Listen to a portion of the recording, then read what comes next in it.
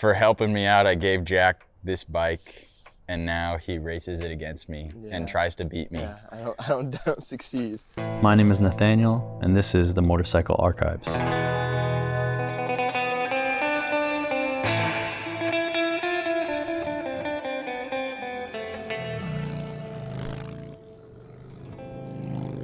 Yeah, my You name. can just talk to me, bro. Yeah. Okay. Bring the camera. I know, it's The kind of camera's not awkward. here. Yeah, all right. Yeah. So my name's Elliot, you already know. But yeah, we have this shop over here in Costa Mesa. We do vintage British bikes. I got started in motorcycles. It's funny, I wasn't actually interested in motorcycles like themselves. I just liked fixing stuff. And I started kind of working on stuff, and I like Legos as a kid, and then I kind of grew up. Both my parents immigrated from France, I think. Yeah, I met your dad at the race. Yeah. You I might was have like, picked what's the that up. accent? Yeah, exactly. Yeah. So they immigrated from France when they were 22, 23, and they, worked hard in the U.S., made a living, made a family, and then when my sister and I were born, it was pretty no TV, no phones, you work hard, you get good grades in school, and that sort of thing. Both my parents are from rural France, the countryside. My dad's dad was in the French Navy. My mom's dad owned a farm. It was very you work hard, you eat, you make food for the family. Yeah, exactly. Yeah. And so it was no phones, no TV, anything like that. But oddly enough, my parents didn't care how much time or what I did in the garage. So that was where I spent all my time. I just do little woodworking projects and stuff like that. And then when I started to get more experienced with that, maybe we'd go back to France sometime in the summers, and my grandpa in France on his farm, he had these two huge airplane hangars where he had the tractors, and he'd just go and collect junk. And so he'd go to the junkyard and pick up a dozen little types of wheels, and would zip tie them all together and keep them in a bin. And when anything broke down, he'd be like, "Oh, I have that thing." He's and fix it and all that. So when we'd spend time over there, I kind of started to realize oh, you can fix stuff, and I kind of like this stuff, And so a couple summers, and then one summer when I was, I think 12 or 13, he was like, "Hey, you're getting older, you should learn how to weld." Wow. Okay, I'll learn. And he didn't have great equipment. It was like a stick welder type thing. So I was welding little things. And then after that, he taught me a couple things. It wasn't a professional lesson or anything like that, but I was all right, I know how to weld, Yeah. And then we came back home, and I bought the cheapest stick welder I could buy at Home Depot. And I was all right, I'm gonna build myself a thing. Previously I'd built these little electric skateboard things. Me and my neighbors, I had 4 neighbors on my street, all boys my age. Out here in Costa Mesa area? We're in Huntington Beach. Okay. But yeah, same type of thing. It was we were really lucky because we all had our street is a calm neighborhood, and we're all friends. Yeah, and all around the same age, I'm sure. Yeah, too. yeah, exactly. It's the perfect environment for Exactly. kids to Yeah. explore. And we'd do dumb stuff. We'd be putting gas and oil on the street and lighting it on fire, and we didn't do the smartest things. But then I was like, guys, I know how to weld. We gotta find a bunch of stuff, and we can make I can make us a motorcycle. And that was the idea. Why a motorcycle though back then? What was... For me, motorcycles are the most they're just simple. There's wheels, engine, you make spark, you make fire, it goes boom. And it's all right you there go. too. Yeah, You don't have to exactly. lift the hood up or yeah. Exactly. And to me, motorcycles are more intuitive. Like you could just, like you said, you don't have to lift up the hood. You don't have to get on the ground. You just, it's there, So then I had like this power washer. I had an edge trimmer, like all this shit. I'll show you a picture. But it's like all welded together. It's just like completely no shocks, no nothing. The wheels were like this big. It was just a power washer engine.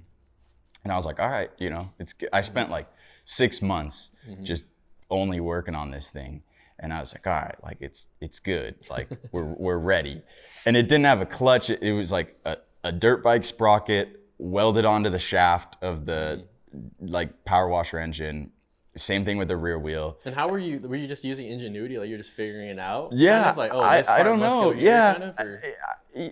I didn't really know. It was just kind of like I saw a picture and I was like, all right, like that's a motorcycle. And I loved watching like Mythbusters and like watching YouTube videos of all these guys that like all built these bikes and all that. And I was like, all right, let's just try and do it. And it. It didn't have a clutch, so I was like, all right, guys, like push me down the street. Yeah. Because we were trying to bump start it, because you can't like anything else. So they're pushing me down the street, and I make it like maybe 5 houses down, and the thing is just like, and it was running, but it was like the gear ratios were wrong. It's just everything was wrong about it. Yeah. And finally, because of the vibrations, and I didn't really know how to weld in general, the front end popped off completely. Yeah, and so it just like completely fell apart. And I have the video actually. I'll show it to you. It's like, but that's like, and then after that, it was just like, oh wow, like motorcycles are fun. Like I like this. You You weren't discouraged by it breaking. You're like, Not and now we just gotta really. fix it. Yeah, and then afterwards, because my mom got. Damn, you have it on hand already. That's Yeah. crazy looking, dude. That's cool. Yeah. You're good. You're good. Yeah. Oh shit. Yeah. I didn't know you had the video of it breaking. Yeah. And after that, my parents were like kind of not really mad, but they're like, all right, like you need some like rules, it's like you can't like just do this. And so then I welded it back together and put like a little sidecar on it. I was like, well, that's 3 wheels, it's safe now, But yeah, that's pretty much how I got started. And then after that, I got into like mopeds, flipping mopeds, and then CBs, Honda CBs. And I like the Honda CBs, and then it was like the cafe racery type thing. Yeah. You know what I mean? And I like that kind of stuff, but it's actually funny, the reason, like you asked why Triumph earlier, it's like I saw this picture that I'm like 90% sure Monty took. It was like it was for a day use thing. And I saw it, and it's just the like vertical twin engine that they have is like, I just think it's like the best design. Yeah, like the aesthetic of it, like Yeah. the look, And I think that's why a lot of us fall in love with it, is just like how the motor looks. Yeah, exactly. And like the new bikes, let's say like the new I don't know, Japanese bikes, when there's the hyper bikes and all that stuff, it's just not as all the pretty. plastic. And it hides it, Yeah, I was never a big fan of that. I completely agree. It's like the simplicity of it. And Triumphs are cool too, because Triumphs are like, for me, there's no, on like a Harley, they always talk about like A side, B side. For me on a Triumph, it's like both sides are good. Yeah. Everything it looks nice. It's simple. It's clean. And I think you can do anything with the Triumph. You could do a chopper. You could do a bobber. You could do even the stock bikes I like, No, yeah, There are a few years, 67, 66 of the Bonnevilles, those paint jobs are just really good. Yeah. And then there's the whole like, Hollywood and all those guys. McQueen Yeah. And also I mean, we met at the racetrack, but like, I'm sure that like had some kind of influence on you getting into it. Oh, It must have, definitely. right? Like, Well, like I said earlier, it's funny. I never really got into motorcycles because of like riding them. I was interested in fixing them. And so I just buy them, fix them, sell them. And then it kind of got to a point where like, I was like, all right, I need to like test if this actually works. So then I was like, all right, I need to learn how to ride a motorcycle. Yeah. So then I learned how to ride a motorcycle, and I got my first Triumph when I was like maybe, I think like 16, 17. And that story's kind of funny too. I saw a Triumph originally when I think I was like 15 or something. On all things, it was like Pinterest. I was looking at picture of bikes on Pinterest, and I saw a Triumph. I was like, okay, I need one of those. And I saw one come up on Craigslist, and then I messaged the guy. I went out there, and it's the bike that I was racing at Hell on Wheels. That's my first Triumph. Yeah, that 500. You have it still. Yeah, I'll never Is that a get rid of keeper? that thing. Yeah. Yeah, And I wish I had more footage of you. Like, I wish I knew I was gonna do this while I was there. Yeah. because that would have been cool to like be able to show you. that would, show yeah. footage of you there. Yeah. Next one. Next Yeah. one, yeah. But I messaged him. I went out there, and I was like, all right, I really want this. And he didn't want to sell me the bike. He's like, no, you're too young. You don't know how to fix it. Like it's, there's no way. And I was like, no, like I really want it. And then he started it. He had 2 Triumphs there. He had a newer Triumph for sale too. And he's like, no, get this. It's new. It's not going to break down. You need this bike. And I was like, no, I want the old one. I really want the old one. So he's like, no. And then I texted him afterwards. And I was like, look, I really want the bike. Like, I have the money, will you please sell it? He's like, all right, come by tomorrow. And I came by, and I got the bike finally, and we were doing the paperwork, and he's like, Delapré? I was like, yeah, that's my last name.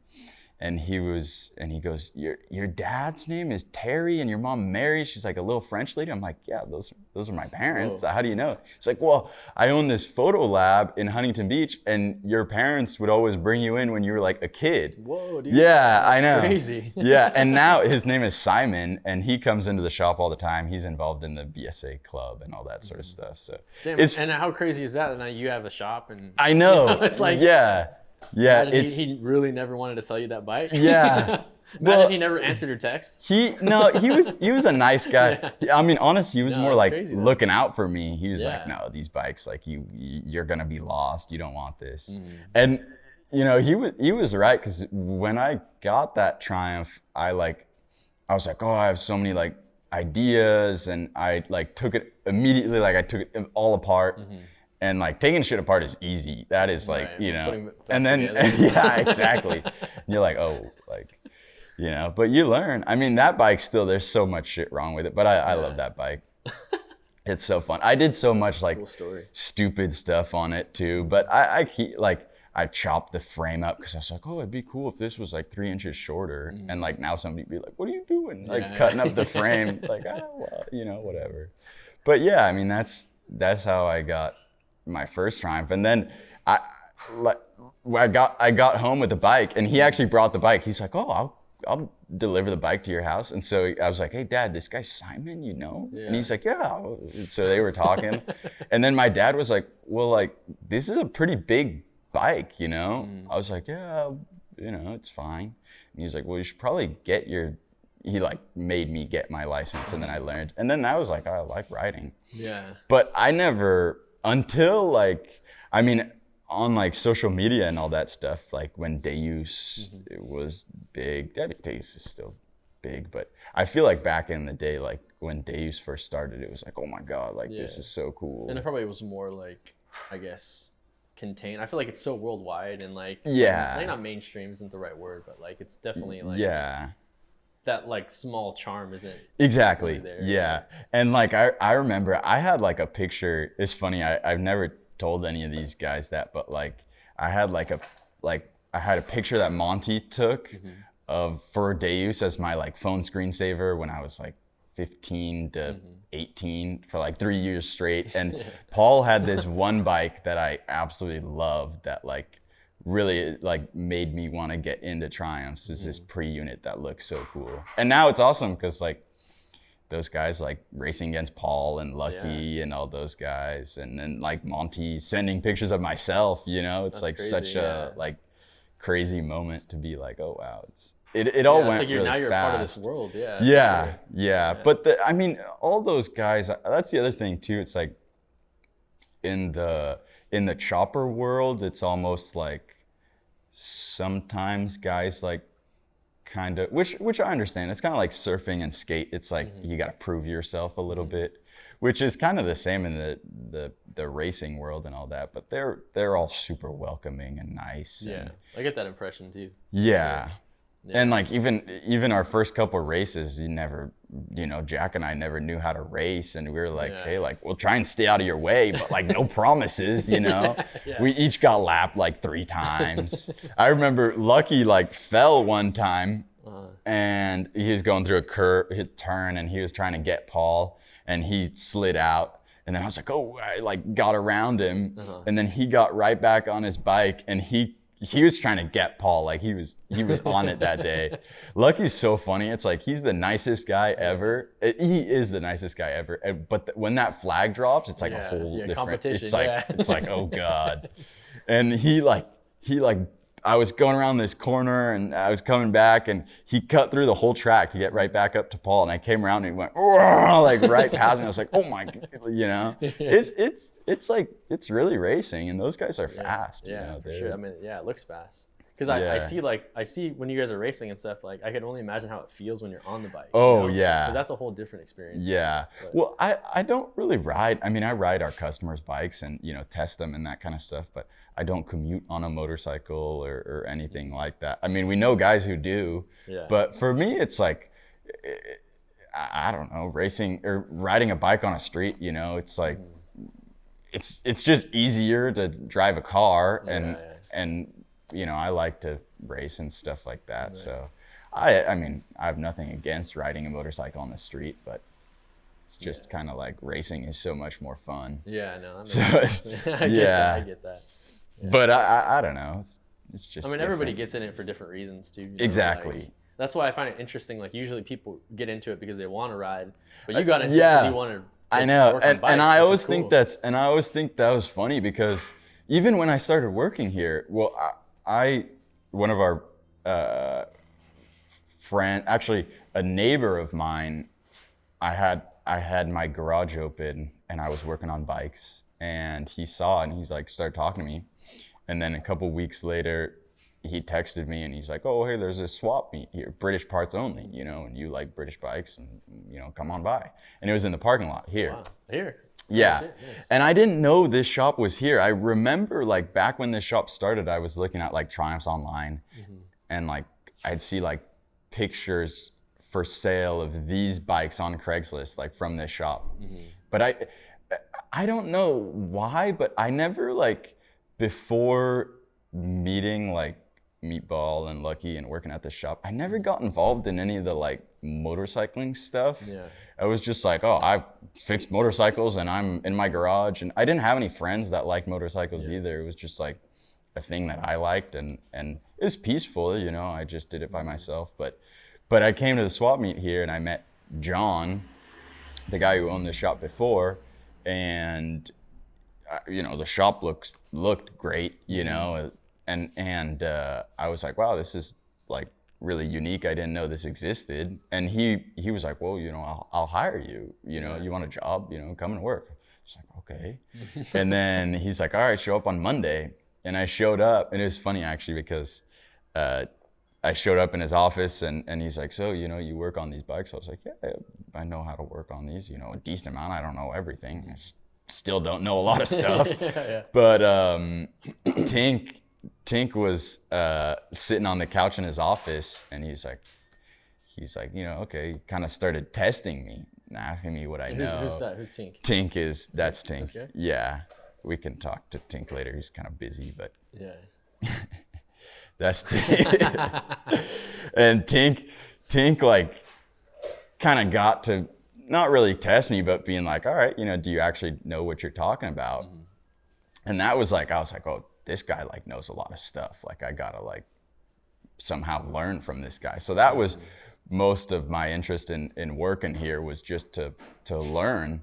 And then you started doing that, and then the previous owner, John, he wanted to retire, and he kind of wanted out. So then that's how we ended up with the shop here. And very cool, dude. Yeah, it's pretty much it. Yeah. I'm gonna adjust the camera real quick. Yeah. But you're totally fine. You touched on something that I find really interesting, which is like, like the person that owned this business before, like retiring essentially and like moving on. Yeah. I feel like we're at a unique position where a lot of these old bikes, there's probably less of them each year because there's no new parts essentially, right? Yeah. I mean, there's some people tough. that make like reproduction parts and stuff like that, but my only thing is like, it's like you're carrying the torch for like our generation essentially to like keep it alive. And yeah, I'm just curious what you think about that, like I guess the future of it. Yeah. No, I mean, I definitely I understand that, and I do think about it often. I think that as far as like parts and stuff like that, it's like I think that is a difficult factor, but it's also like the knowledge and all that is so hard, because guys that the bikes aren't complicated at all, but they're these little things that you need to know. And there's like, you could blow up 10 engines and learn it yourself, but some guy's already done that and could just tell you like, hey, why are you doing it that way? And that's why Tink's so valuable. Yeah. Oh yeah, exactly. the knowledge. Like, yeah. You know, like, yeah. But imagine like in a world where like, you know, people weren't passing that information down, you know? Like, and you had to like figure it out the hard way. Oh, that would, you know? I mean, and people do it. I mean, I did for a long time when I was just in my garage trying to figure it out. But even then, like I look back on things that I did and I was like, it didn't make any sense. Like, why would I do that? And it's just, you know, you just try something and it doesn't work, and okay, well, learn my lesson. You know what I mean? Yeah. But it's also interesting because it's not only that, it's like there's kind of two sides of the coin, in my opinion. There has to be the person that like wants to pass on the knowledge, but there also has to be someone that wants to learn and like has to be interested in these bikes and stuff like that. And for me, that's where like those guys like Monty, Lucky, Meatball, the Races, Paul, and all those, they're the ones that are like, hey, this is like, there's stuff going on, and like if you want to be a part of it, you know, come on in and learn. And like if you're really about it, like, you know, exactly, yeah, kind of like participate and show us exactly, you like it, you know. Yeah, which is cool, because if you know, we all decided, you know, hey, we like electric starters on our bikes, you know. My knee hurts. I don't like kickstarting, you know. It's fair, you know. It's annoying, you know, and then, you know, if somebody like my age buys an old bike and then it breaks down, it's like, well, I don't exactly have money to pay some guy like this much money to fix it. It's tough. So it's I think it's both sides. Yeah, and I think it's part of like the package of like wanting a vintage bike is that you kind of have to learn how to work on it. Like, you know, I think that's what you're touching on. Yeah, which is cool. Yeah, you know? I think that's important. And I mean, you know, if I don't think it's necessary if you have the cash. If you have the cash, yeah, or even if you like are willing to, I don't know, get someone to fix it for you, whether it's cash or, you know, do something for them, credit. They do something for you. Yeah, exactly. No, totally. No, I knew a story of a guy that like wanted a panhead so bad, and he like basically like took out a loan, like a personal loan, like high interest, and just that's good. Yeah, but you know, you laugh, but like we have like some of our, even actually one of my best friends, Satoshi, he has a shop called Funk Motorcycle in Japan. And I met him here, actually. I was working here and he came in, and he's like this Japanese guy, you know, tattoos and all that, and cool tattoos. And I was like, who the hell is this guy? And I was like, hey, like, I'm Elliot, you know, what are you doing here? And he's like, oh, I like Triumphs.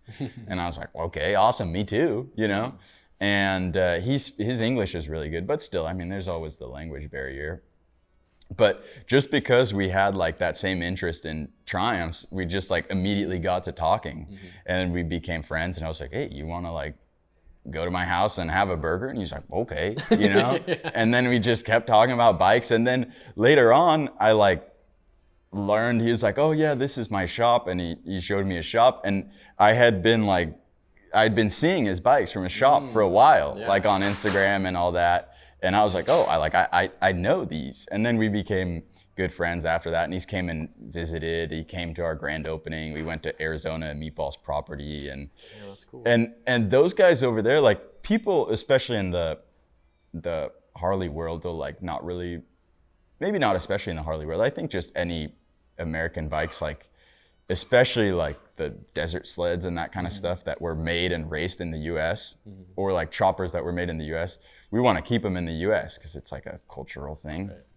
But the people in Japan are so about it. It made me think of it when you said like personal loan. Those people will spend their like yearly salary on a bike just because they're so like about it, and they just want to do that, which to me is, and it's a lot more, I'm sure, rare to get it over there because obviously like, you know, but they're super they're super interested and about it. And I mean, Satoshi, he knows so much about the history and the triumphs, and he's so interested. And it's like, and then, you know, people over here will be, oh, don't send bikes over there. It's like, well, I mean, they're doing like, they're reading all the history, they're spending like their yearly salary. It's like, I don't see you spend your yearly salary on a bike, you know?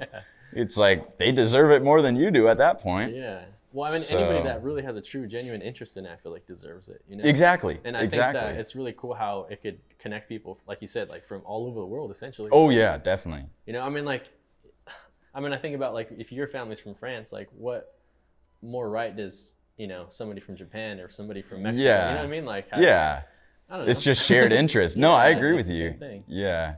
I mean, even like we had Rowan at the race from England, you know, he's so funny. He was, we were talking, he's English. These bikes are English.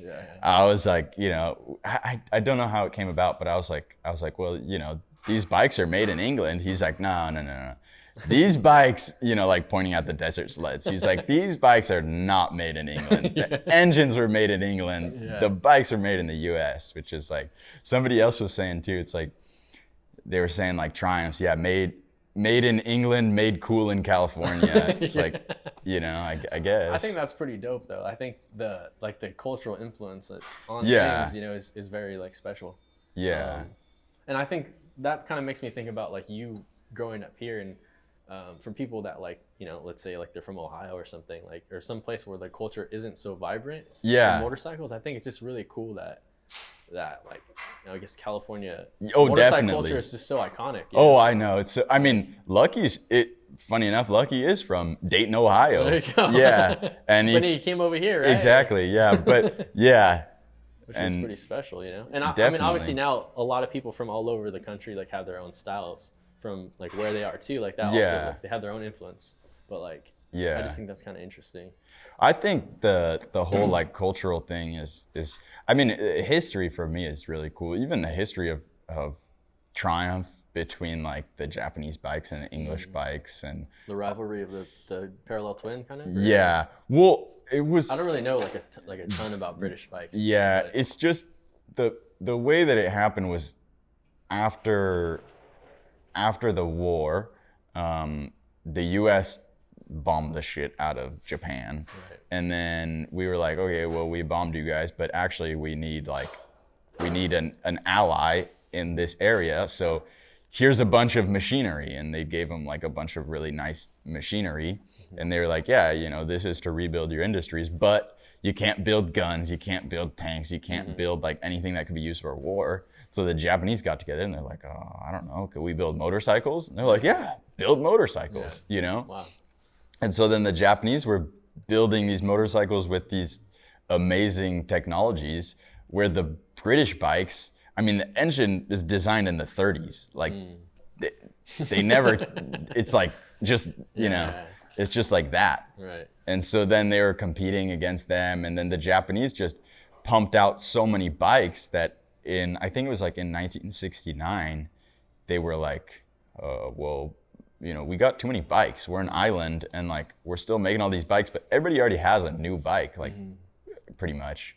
And so then they shipped them over here, and they went to all the Triumph dealers.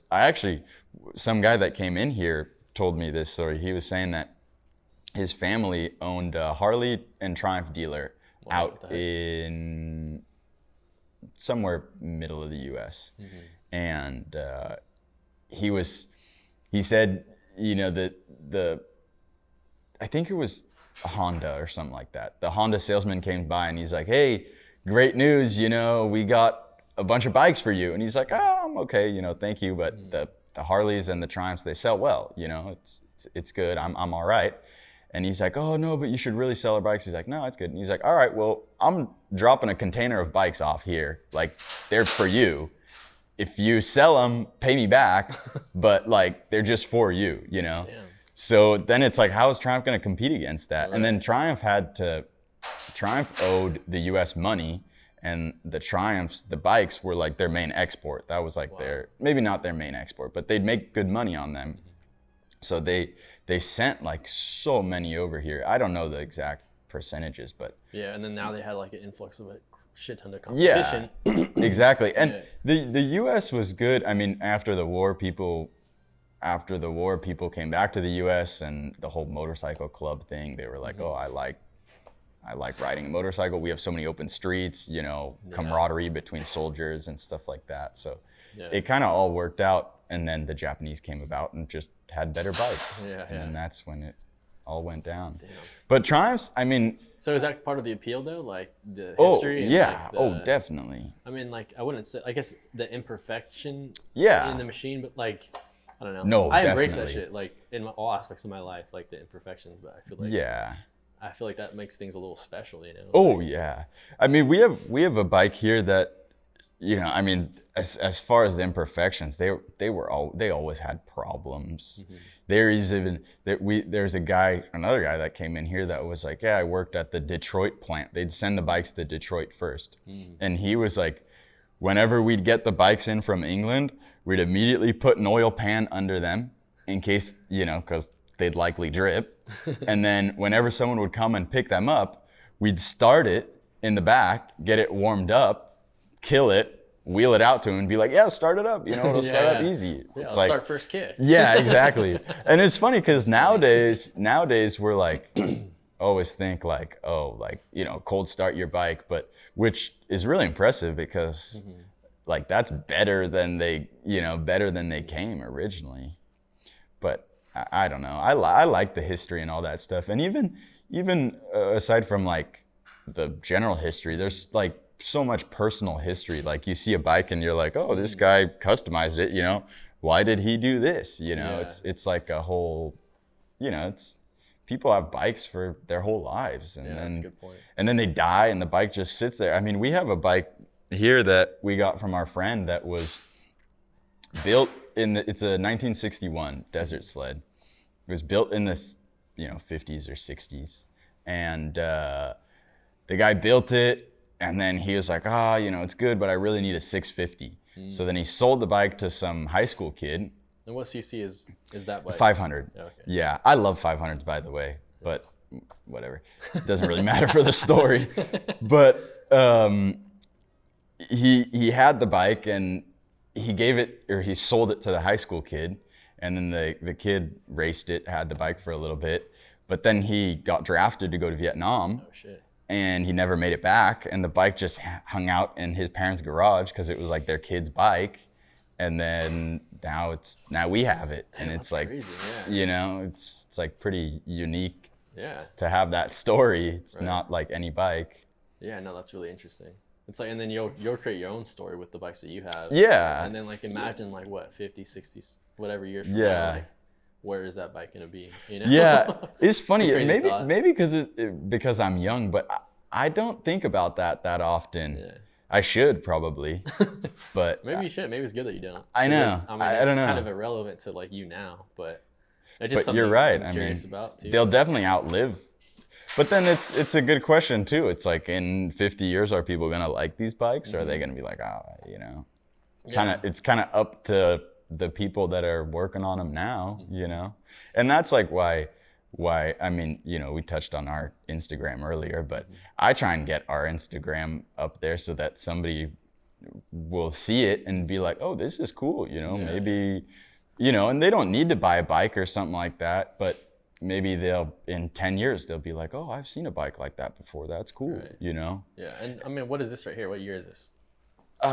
This is roughly, I mean, you 67, I'd say. So like when you see something like this and it's done up like a full restoration, it's like, that's when I feel like people that are like, because there's obviously people that like, you know, the vintage like aesthetic, like, I know. like the patina and all that stuff. It's so funny. If they see something that looks brand new, they might be more inclined to be like, you know what is that? Yeah, you know what I mean? Like, I never know. It's interesting, and I think everybody's different, and everybody has their own like styles that they like. Yeah.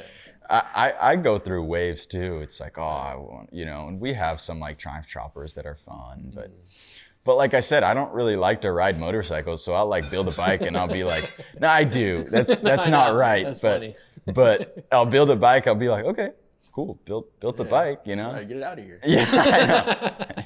It's yeah, which is funny because, you know, people, I think it's kind of generally opposite of what people think, because people build a bike and get attached and want to keep it. And I get that way too, but it's not because I want to ride it. It's just like, right. okay, this is a It's bike. sentimental about it. Yeah. For sure. No, I think it's interesting that like you saying that, because I just did one of these videos with, I don't know if you know who Andy is, Pangea. Oh, Speed. yeah. He Is that up? Is that up? like just his garage tour is up, and I'm still editing like the Okay, other all part right, of the video. cool. But something that he brought up was like, because I was asking him about like, what does motorcycle riding mean to you, kind of, and he was saying like he just spends more time in the garage. Like he gets more value out of being in the garage working on bikes than like going on like trips and stuff like that. Yeah. Because he's already done it. But I just find it interesting to hear your perspective too, because No, I agree with that. For me, it's like racing is like awesome. I love racing, and I race as much as I want to, but that's like, there's like a stake in that almost. And like I get people that you know, like you'll see guys go like crazy fast on a street or something like that, and it's like, yeah, okay, you know, riding fast in a straight line is fun, but it gets old to me, you know. What are you gonna? I don't know. Yeah. So and of course it's like, I guess it comes down to like risk and stuff like that. When you're going fast on the street, you don't know if a car's gonna pull out in front of you or something like that. But I don't really like that. I like racing. There's, you know, if you lose and you miss a gear, it's your fault. Right. The bike didn't do anything. The dirt didn't do anything. You messed up. It's so almost it's like you're racing against yourself also. Yeah. You know? Yeah, exactly. It's like just trying to get better always, which I like. It's kind of challenging. That's really neat, dude. And all those guys too, like Paul, Lucky, all those guys, Mike, that we race against. I really respect those guys too. So there's like a whole other like element of like, you know, like I'd always seen their stuff, and now like they're welcoming me to race with them, and it's like you gotta like earn their respect almost, you know. Yeah. No, that's so that's fun too for me. For sure, man. But yeah. That's special. Sorry, I'm just like thinking. No, you're good. You're good. I don't know if there's anything we should touch. Actually, I'm curious about your name, like. Oh yeah. Like, so we kind of touched upon it earlier, but whenever I'd go to my grandpa's shop in France, the shop is like, we'd always call it the Hangar, like in French, le Hangar, because that's like, it's just two giant airplane hangars. And my parents would always be like, oh, you know, you go hang out in the hangar with your grandpa and we'll go do, you know, whatever. And so that's where it came about. But it's funny because originally I was like, oh, you know, thinking it, and I was like, oh, the hangar, that'd be fun. And so then I was like, okay, you know, get the domain and, you know, all that sort of stuff. And like the domain for the hangar is like thousands of dollars. I was like, fuck that, I'm not paying that. Yeah. So then I bought it and trying to sell that. I know, yeah. So then I was like, all right, well, what do I? And the address of their farm is like the 23rd Street. or the 23rd home on the street. So I was like, okay, throw a 23 on there and there we go, you know? And then the domain name is like $10 a year. So, there you go. you know, I don't know. It's kind of random. Yeah, but bro, you built that. yeah, exactly. Yeah. So that's fun. Yeah, your dad seemed really cool, like very supportive of like from meeting him at the event, like he seemed very supportive of what you do, you know. Yeah, I think that's really valuable too, you know. Yeah, it's so funny, and he's like, I mean, he's a very smart guy, and he's like, he has his own business, and he's very smart. But ever since I was like probably like 8 or maybe older than that, but I was always like changing the light bulbs. If something around the house needed to be fixed, like it was like he'd be like, oh, you know, go do this. He's like not mechanically inclined at all. Yeah. So we always joked about like me liking motorcycles is kind of funny, but yeah, he likes the races. It's like good for him to come out and he brings a dog, and you know, it's funny. But I mean, it's in your blood because you know your grandpa was like. Yeah, exactly. Yeah. He's got that. Yeah, and my mom was a seamstress too, so she was like, I'd always like she'd have me like fixing clothes and stuff like that. That's cool, man. Yeah. But yeah, it's kind of just how it all started, I guess. Very cool, man. Yeah. Yeah, I appreciate it, dude. Yeah. If you don't mind, I'd love to like just take a walk around. Yeah. One thing that I appreciate is how like neat it looks. You know? Yeah, that's Tink keeps us Tink keeps us on you that. In check. Yeah. My garage at home did not look like this before.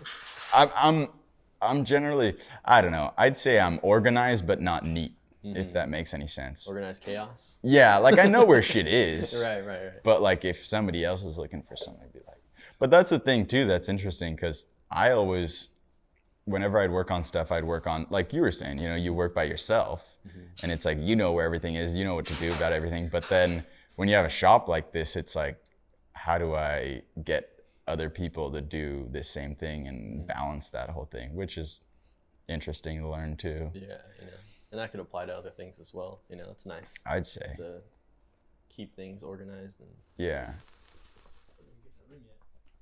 I don't have like the sign up anymore, unfortunately, but that could have been good. I don't know. What happened to the sign? It blew over. Oh, that's right.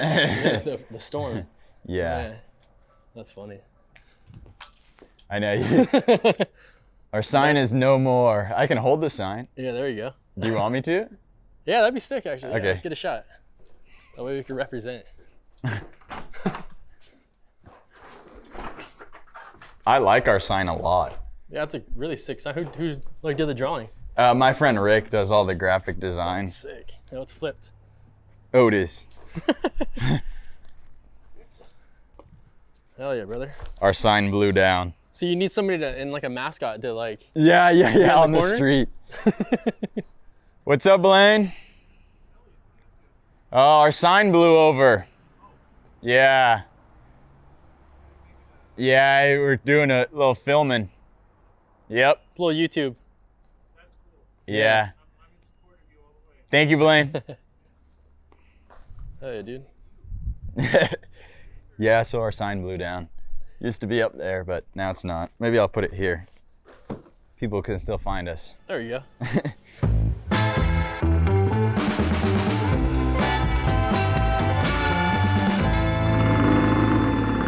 This is kind of just the front room. It used to be like kind of a reception area, but we wanted to show off our friends' stuff.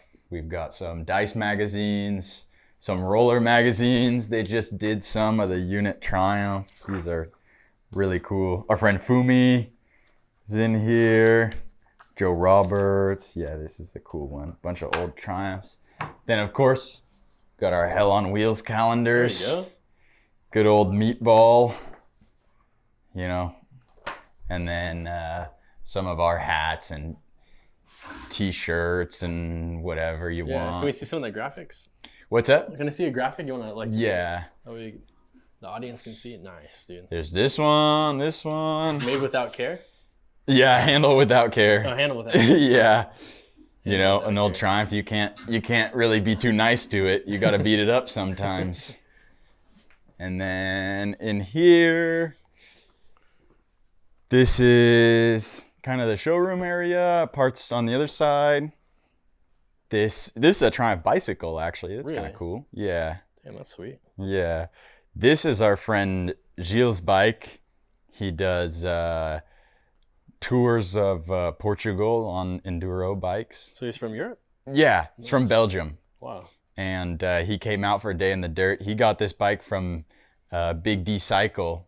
It was a Cycle Imports bike. And yeah, it's a really cool bike, actually. A lot of history on it. And he brought I it. saw a post about it. Was it like raced previously? Like Yep. Yeah. Okay. So there's the Cycle Imports tank over there. Cycle Imports was an American Triumph, and it was in California. I don't know where in California, but it was a race company, and they did a lot of good race bikes. Actually, Triumph's last big win was on a Cycle Imports bike, so it's a cool little piece of history, I guess. This is my race bike.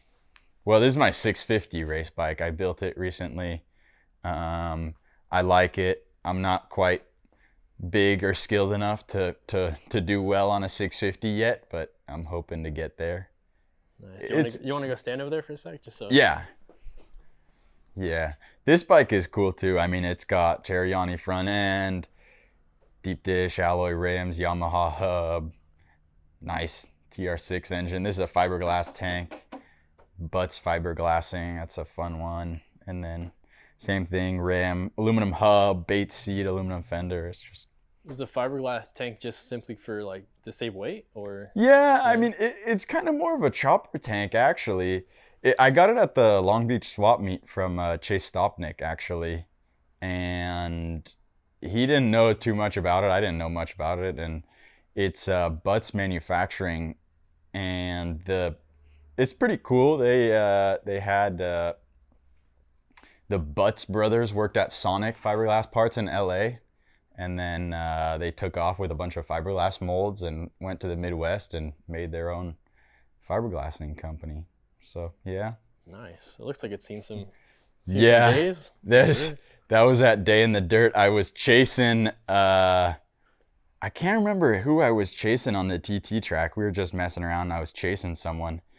And I was trying to get around them, and they went one way, I went the other way, and they went their way because there was a huge mud puddle. I went over a hill and into the mud. It was. I was soaked. I like how it's still dirty though. Yeah, I mean, I feel like that's how it belongs. Never wash them.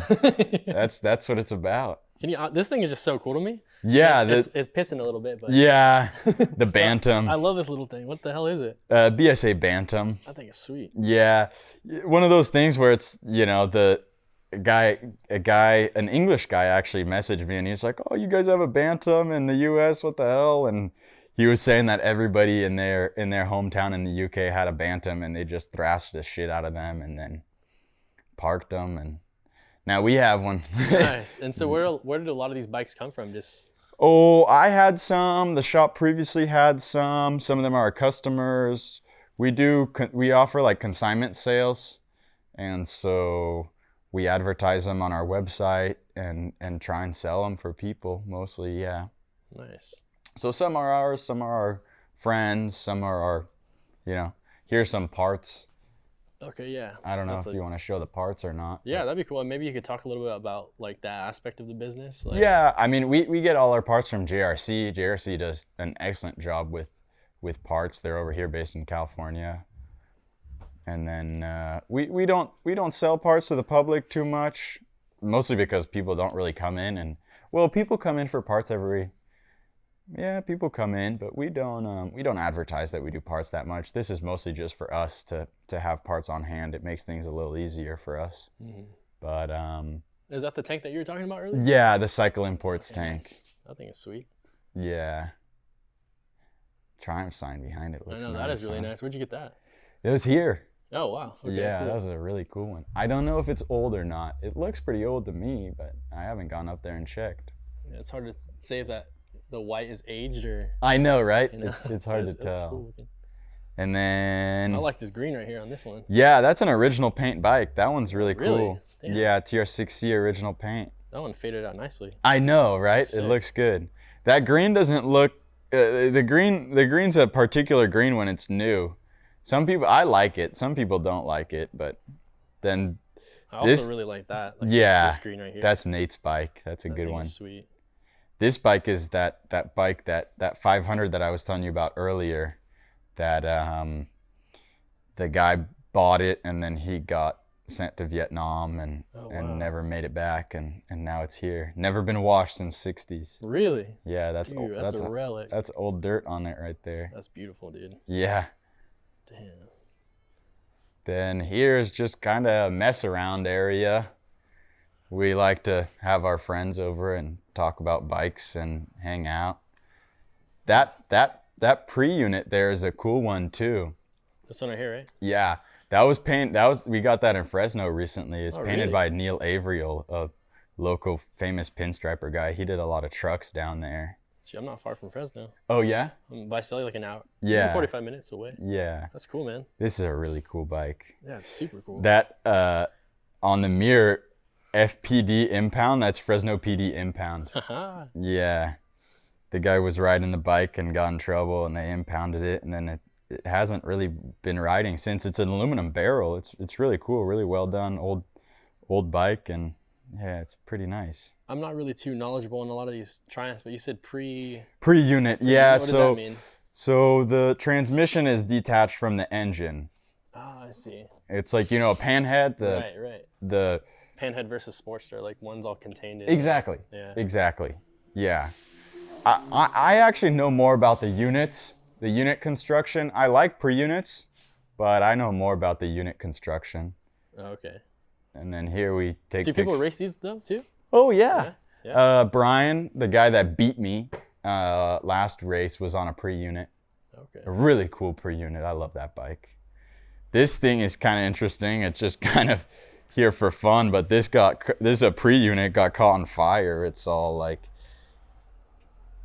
flaking off and stuff. This is all carb that melted. Yeah, dude. Where'd you find this thing? It was just in the container. That's so crazy. Yeah, it's pretty particular. Yeah, dude. And then we could go on to the other side, maybe? Yeah, that'd be cool. And then it'd be cool to talk about the bike that you race. Oh yeah, this is my race bike. So this is my 500. This is my first Triumph I got. The thing is like got no dampening. It's just really quite rough, but it gets the job done and I like it. It's fun. That's Jack's bike right across. We call ourselves the Bear Tank Boys. I was gonna say, dude, there's like a little style that's going on right here. Yeah, yeah. Meatball calls it kid style. Kid style. Yeah, we asked him once what kid style means. He's like, well, it's when you just really don't give a shit. We're like, come on, we care about our bikes, Meatball. Don't say that. And who's this guy right here? This is my friend Jack. Oh, dang. What's up, dude? Jack and I have been friends for a little while. Since high school. Yeah. Crazy. Whatever that means. How far we've come. Moving on? No, I'm kidding. Yeah. I'm playing. Really cool. This is awesome space. Yeah. Yeah, here's the workshop side of things. Try and keep this relatively clean. Jack's working on a tire right now, but usually this is a little cleaner. There's a fab area a little bit. Then we just have benches all around. I do need to get that, sorry. No, you're good. Yeah, then we have these lifts, four lifts. This is BSA here, just doing some maintenance on it. It's really a good looking bike. I mean, say what you want about BSAs, huh, Jack? Hey, I say I like them. Yeah, whatever awesome. That, yeah. And then here's a Triumph that we're building. Needs a little bit of work, as you can tell. More lifts. This is Tink's station, and this is Tink. I mentioned Tink before. How's it going, Tink? Would you be care to be featured on the YouTube channel? Sure, why not? Can you share a little bit about your experience, like working on old bikes and? Just by 15 minutes of fame. Exactly. Yeah. Should I give him the mic? Actually, he's getting picked up right here too, so we're good. Okay. Yeah, they call me Tink. My full name is Brian Tinkler. And unlike Elliot, I have had a lifelong passion for riding motorcycles. Why don't you go in there too? So I'm 70 years old at this point in my life. I started working on bikes and riding them probably at 10. So that's a good long time. Now, what was your first impression of Elliot when you met him? You can be honest. Well, I've been here in the shop for a little over 8 years now, and I've been through a lot of different mechanics. And after I saw him, his enthusiasm and his passion for the bikes, and he had good basic mechanical skills, I thought, this is a guy that we could pass the legacy on to, because I'm at that stage in my life where I need to pass on this knowledge. I got decades of knowledge that somebody's going to benefit from. So, as far as my story, like I said, I've been riding motorcycles most of my adult life, and I probably have somewhere between 800,000 and 1 million miles on a motorcycle. Yeah, beautiful. Yeah. So, I commuted for 40 years in LA traffic, so, you call me a daredevil, I guess. Tink's from Seattle, so he was, back in the day, he'd take his Triumph and early Sportster from down here up to Seattle, sometimes in a straight shot through the weather and all that. Yeah, I learned to ride straight in Seattle, and if you didn't ride in the rain, you didn't ride. So it came with the territory. Yeah. As far as mechanics concerned, I've always been mechanically inclined. Started out in a gas station and went to some general garages. And the first part of my working career, I was an auto mechanic at various car dealers, mostly Toyota and Datsuns, which are Nissan now. So I did that for several years, and then I ended up at a corporate job for 30 years and sat behind a desk and did Excel sheets and things like that. But it paid well and paid off my mortgage, and so I'm happy about that. But this called you back. So yeah, when I retired, and I've been retired 10 years now, when I retired, I was always looking for something to do because I'm always been active. I had a couple other jobs. I worked for a motorcycle rental company for a while. I worked for a program for Virginia Tech in conjunction with the National Highway Traffic Safety Administration, where we were putting data boxes on bikes. And so I did that for almost a year. And then I knew John, the previous owner, was here with the shop. And so I came by one day and said, I could probably help you. And I never left. You got stuck. Yeah. And along the way, I picked up things like I'm an FAA certified aircraft mechanic as well. Oh, cool. So I had my license for aircraft repair and a few other skills along the way, but mostly motorcycles. So what tips would you, like, being somebody that, I guess, it seems like you never stop learning, what would be some advice you give to somebody that's like, in our situation, or younger? That's well, probably the things that I told Elliot were, he's already got a passion for it, so he's curious. The first thing about this is you have to be curious. When you look at something and you think that it looks wrong, investigate it, because it probably is. These bikes are 60, 70 years old, and there have been a lot of hands on these bikes. So be curious and follow your curiosity and do your research. Thanks to the internet, there's all kinds of information that you can gather, and you can spend hours researching things. When I get into a difficult problem, I go on the internet and, Norton transmissions, I didn't know anything about those when I started working on them. And now I guess I'm an expert, but I hate to even admit that. Yeah. But and there's a lot of peculiarities with the old British bikes that you just have to learn over time. Right. There's lots of things like this guy, for example, his tack drive. It has a left-handed threaded bolt in it, and somebody probably put an electric gun on there thinking it was a right-hand thread, and they cracked the engine case. Gosh. So, mistakes like that where you don't realize. I just put a foot peg stud, same scenario, on a BSA a couple days ago because a left-hand foot peg on the BSA has a left-handed threaded nut. Same thing. Unless you know you're going to make a mistake and get your air gun out, probably make a mistake. Yeah. a small mistake or big mistake. But anyway. Use a small one. Be curious. And again, you got to have passion for this. I said, I've been here a long time, and I've seen a lot of guys come through here as mechanics. And if you don't have passion for these old bikes, you should probably go work somewhere else. But that's my story. I'm going to stick to it. I appreciate that, Tink. Really do. Yeah. This is a cool bike. This is a one of our customers' bikes. It's a 500 Triumph pre-unit that actually has a 650 top end, which is pretty cool. We're gonna build the engine, polished cases, all that. It's in progress. And then all the other bikes are just customers' bike. One of those in the middle is ours, but the rest are customers' bikes. And then we have kind of our paint shelf, parts up here. These are kind of fast moving, nuts and bolts and stuff. And then we have the attic up here too, which is scary at times. Yeah. Well, who lives up there? Depends. Is that where Tink sleeps? Yeah. And then you gotta watch your head. Yeah. It's pretty tight.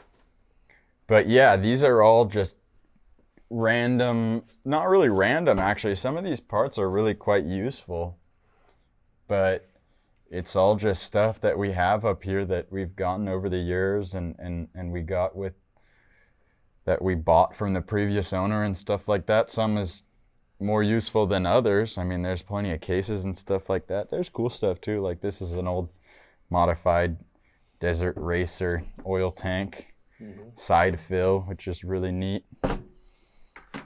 But yeah, it goes on forever. These are all engine cases and just parts that we'll use eventually, hopefully. Do you have like a pretty good sense of like what's down, like up here? Like, you know, I'm looking for this piece. Like, oh yeah, the problem is that it's not organized well. Yeah. So it'll be like, well, we know there's something up there. You know, we know it's up there, but we just don't know where it is. Right. Which is a little bit of a problem. But when we need something bad enough, you can spend hours up here looking for something. Damn. And this is all stuff that came with the business when you acquired it, basically? Yeah, well, we just bought all the inventory and all that. We didn't buy the business technically, but when we bought the inventory and all that, yeah, this came with it. I had some stuff too, but not nearly all this much stuff. We spent like a couple days just moving stuff up into here because they had these parts in the back building, but we didn't get that building. So we actually have two sides of the attic. The other side of the attic is all just wheels and frames and all that sort of stuff. Nice. I like this yellow right here. Yeah, that's cool. That's an A10 oil tank. I got that at a swap meet recently because I like the paint. I thought it was fun. It looks sweet. You could build a whole bike around that. I know. That's the thing though. There's so many things that you're like, oh, this is, you know, just whatever's inspiring, you know. Sometimes you want to build something. But yeah, this is the attic. Oh shit. You good? Yeah, I'm good. Oh. Yeah. Wash my feet. Yeah, it's rough up here. My bad, dude. No, you're good. I'm just worried about you. Oh, I'm good, man. So I gotta focus on multiple things. I know. Yeah, you gotta be careful. My health and safety is more important. Yeah, I'd say.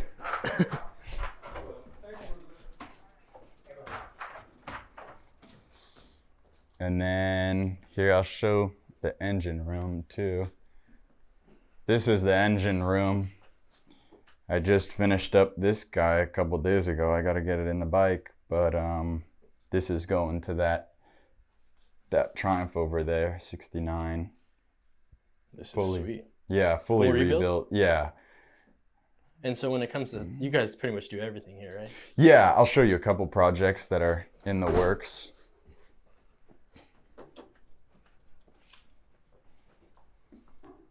This is, I mean, I don't think we have anything that, there are a couple engine cases, or I mean, you saw the engine cases up there. That's how we get stuff, you know? Like, I don't know, looking pretty rough like this, I guess. And then we send it all out, and then we get it back looking like this. Board, honed. Kyle at CBS helps us out with all that stuff. He does an amazing job. And then get our parts and get to assembling it, really. And so each one of these is another build? Yeah. So each cart is a dedicated project. So these are all engines, one of these is an engine and a bike, so there's like some mufflers down there. It's a full bike, but this we try and keep to strictly engines. Nice. And then I mean, you know, parts, and up there's even more parts if you like looking at parts. Nice. No, I think we get the idea, but that's really dope. Yeah. You guys got a lot of stuff. Yeah. What's the difference between those parts and, let's say, this is like the more, like you said, you guys rotate through all this stuff. Yeah, really this is quickly, all but- fast moving stuff. So this is like if you need a bolt and it might not have a specific part number, but you need like a 1/4-inch bolt, you know, you just grab it there, or zip ties or stuff like that. And we all kind of have stuff like that at our own stations, but this is mostly like everybody's stuff. Those parts, I mean, we can get into it briefly, but this is all like this is a foot peg, you know. These are all like foot pegs, these are all plates, more engine parts, and like these are all powder coated, painted, zinc plated, polished. Like it depends on what sort of part you're looking for. Nice. But yeah, I think that's pretty much it. There's a couple, I mean, this is cool. This is a old Triumph crate, you know, when you'd get them in, part of a Very Triumph cool, crate. Yeah. It's pretty fun. And now we're back at the front. Yeah, it's back to square one. Yeah, Dude, exactly. awesome, man.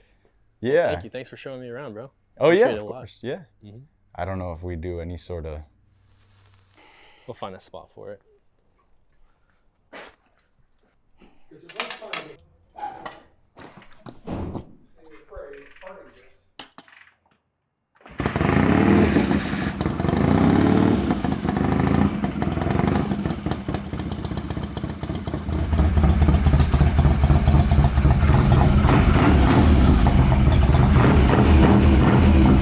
Hey, watch this. My favorite modification on this whole bike, probably this right here.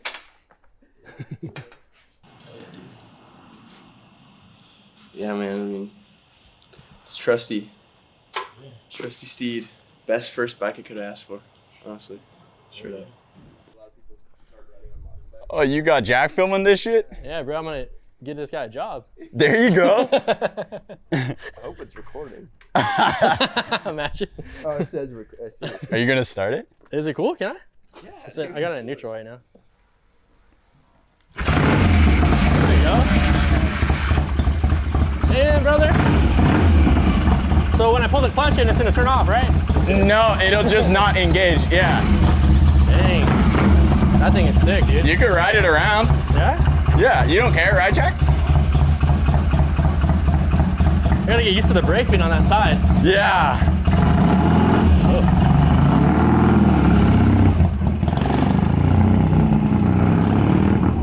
Right, I never even noticed the clutch is on the opposite side. Yeah. I mean, like, I'm talking about the gear selector. He left. Yeah, I got his camera. What do we do now? He has your bike and you have his camera. What's more? Yeah, let's take a selfie. Yeah, this thing's. Take him coming in. Get him coming in. Did you ever hear anything back? No. It's crazy.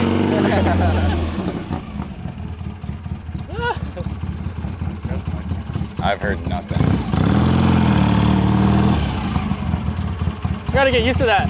That brake. That thing's sick, dude.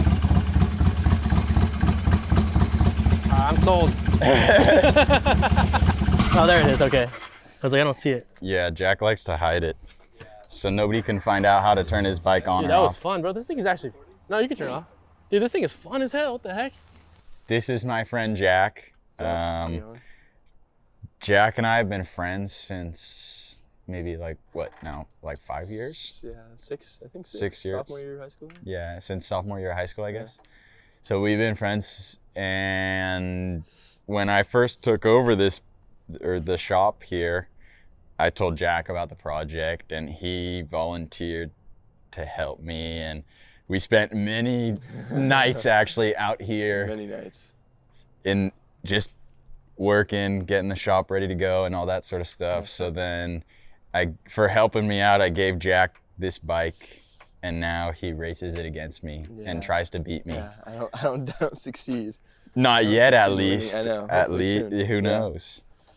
But yeah, this is a 68 Thunderbolt, right? I think so. Thunderbolt. Yeah, single carb. Yeah. Yeah. It did not look like this when I first got it. Yeah. That's for sure. It was funny. I gave it to Jack because I wanted him to learn how to work on bikes. Yeah. And so when we kind of had a lull of getting the shop ready, I gave it to Jack, and then we both worked on it in like one afternoon, and I thought it'd take like a while to get it going, and it didn't. It pretty much started right up. I think new battery, fleshed out the carb, and then fresh gas. Pumped some gas into it, and then it started right up. Yeah. You guys never rebuilt it or anything? No, we didn't have to do anything. Nothing. Some of this, I mean, a lot of this stuff too, and then obviously we wanted to race it. It looked like a BSA Thunderbolt originally, but Jack wanted to race it, so went ahead and did some mods. Got this. Yeah, he's got his Modelo, his Modelo, Modelo number plate. Yeah. Modelo can. Oh, you can flip it up? Yeah. Oh, there you go. Let's see. Oh, come on. Oh, Boom. Yep. That's my kind of, Straight up. my kind of mod right Yeah. there. And then he's got these spikes. Meatball says that these spikes are to intimidate anyone that's in front of him. If you don't get out of his way, you're gonna get stabbed. Yeah. That's like Mario Kart. Yeah, exactly. Yeah, man. Well, thanks for having me around, fellas. Yeah. Yeah, no, thanks for coming. Yeah. It's a good time. Hopefully next time we'll get you out there.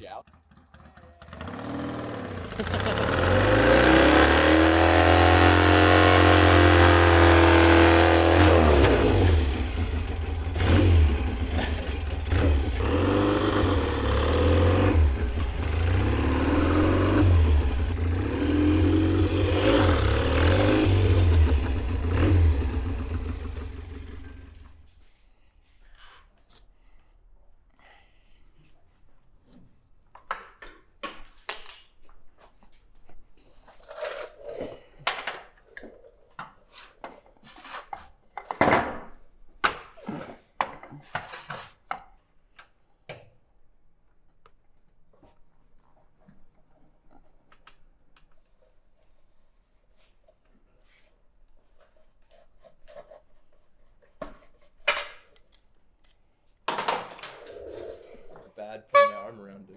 I know, me too. I'm like. But I wanted to. Yeah, it's a good idea. Yeah, we just gotta make sure we're all in the sun. Yeah. All right, you squeeze in there, Jack. You might have to go left a little bit.